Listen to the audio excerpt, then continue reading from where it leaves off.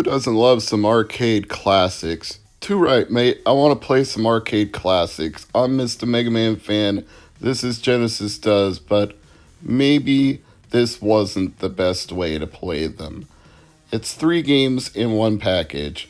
Centipede, Missile Command, and also includes Pong. They made sure to put a big sticker on there that said, also includes Pong, as though that's a huge selling feature. They even noted it's a registered trademark with the circle and the R inside the circle. Notice the layer of dust on the top there? That's telling. This is not going to be fun. I actually had a few different ideas in mind for this week's episode. I looked at Samurai Shodown, but unfortunately that has ports on everything, so it's not exclusive to Genesis. I also looked at Arch Rivals, once again, not exclusive to Sega Genesis.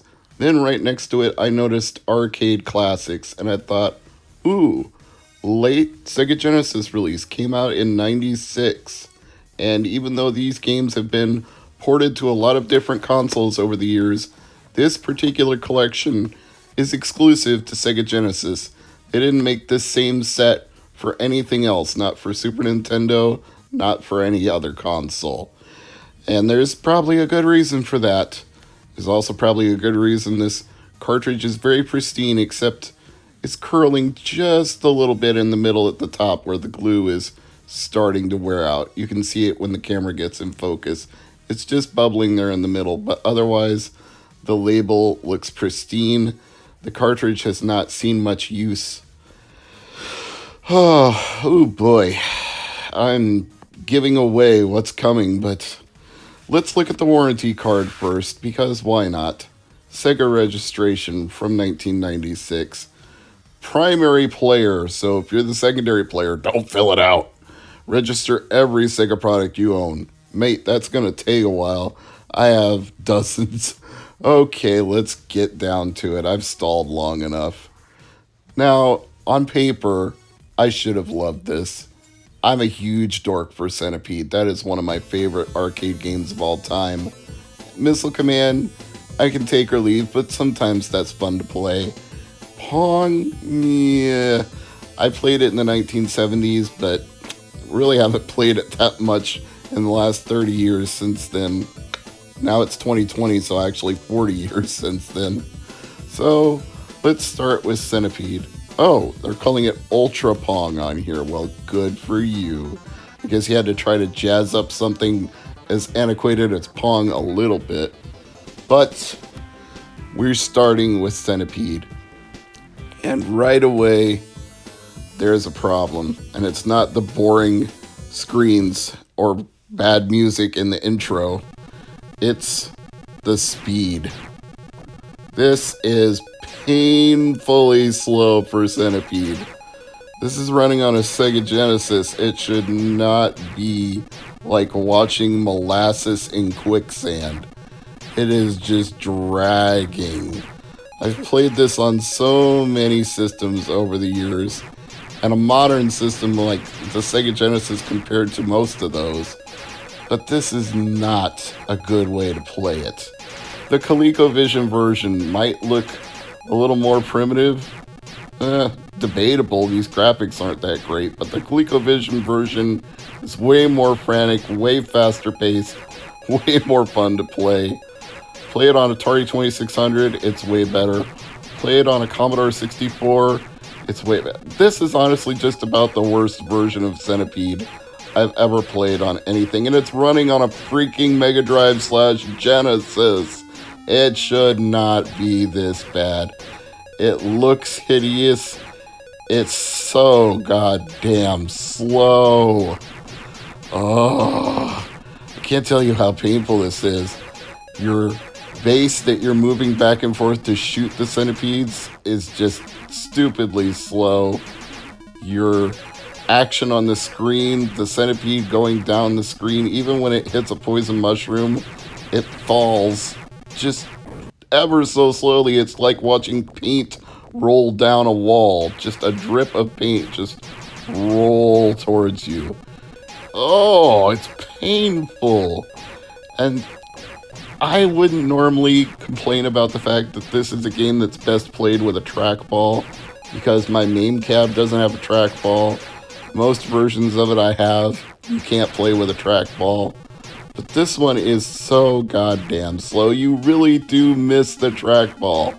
That's one of the great joys of playing the arcade version of Centipede is zipping the trackball and letting your base roll all the way across the screen at top breakneck speed just to get into position to hit a centipede or a spider. And you really get the freedom of motion from rolling and zooming that trackball to zip all over the screen. It's part of what makes it a quote-unquote arcade classic. But when you can just barely move in any direction, no matter how hard you press, you're not moving faster by pressing harder or pressing longer. There's no trackball equivalency here. It is abysmal. This is not a hard game to recreate. I've named so many systems it's been on, and there's more. It's on Super Nintendo. It's on Intellivision as a homebrew. Actually, no, it might be an original one too, but I think there was a homebrew that made it even better. But, God, it's the worst, man. I don't know what to do with this. How did these people botch such an easy to do arcade game that's been on virtually everything? I understand the idea of creating a value package, like here's 3 games on 1 cartridge, but they've got to be good versions of those 3 games, especially when you're putting something on a console in 1996 with games from the 1980s. People are going to expect something close to faithful emulation, or at least they're going to expect action. I wish I knew what price this sold for in 1996, because if they charged more than $20, it was highway robbery. And here it gets even worse. Now, I talked about the trackball issue already. It's not so bad with Centipede when you've got a version of it where everything moves fast. But Missile Command really screams for a trackball. I almost only play this when I'm at a place like a barcade where there's a vintage Missile Command that's been kept up in good condition, because you so need the trackball to move your pointer around. And this is, oh my god, this is painful. It's even painful doing the voiceover now. Your crosshairs are just inching along. It's like a centimeter a second, and everything else is moving so slow you don't have any trouble hitting it. It's like it's matching the slowness of your cursor with the slowness of the missiles that are aimed at your cities. It is just god awful. Oh, fuck. What were they thinking? Why did they make this so hideously bad? Missile Command is so much more fun than this. This is not good. At least with Centipede, I could fool myself into enjoying it for a little bit, but there's only so much of Missile Command I can take, and Wave 3 is all. I cannot do this any longer. So, for the sake of completeness, let's look at Ultra Pong. And guess what? It's just Pong. And this is a game where, once again, a Sega Genesis controller just isn't cutting it. If you're going to play any version of Pong, or in fact any breakout style game where you have a paddle and a ball, you need paddle controllers. You need the rotary dial and a firing button to shoot the ball off. Even Arkanoid is better on the Nintendo when you have the actual Taito controller and you're not using a D-pad and A and B buttons. You need the Arkanoid controller to really play that game well, and you really need paddle controllers to play Pong well, and this isn't it. That ain't it, Chief.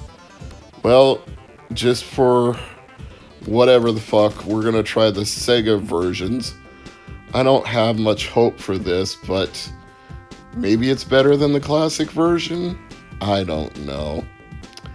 Reviewers were not kind to this collection when it came out. They were mostly savage about the selection of games, but they should have been savage about how hideous this looks.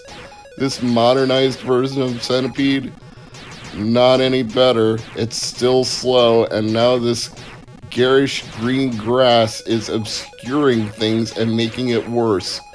Avoid arcade classics, this ain't no good. But thank you, as always, for watching.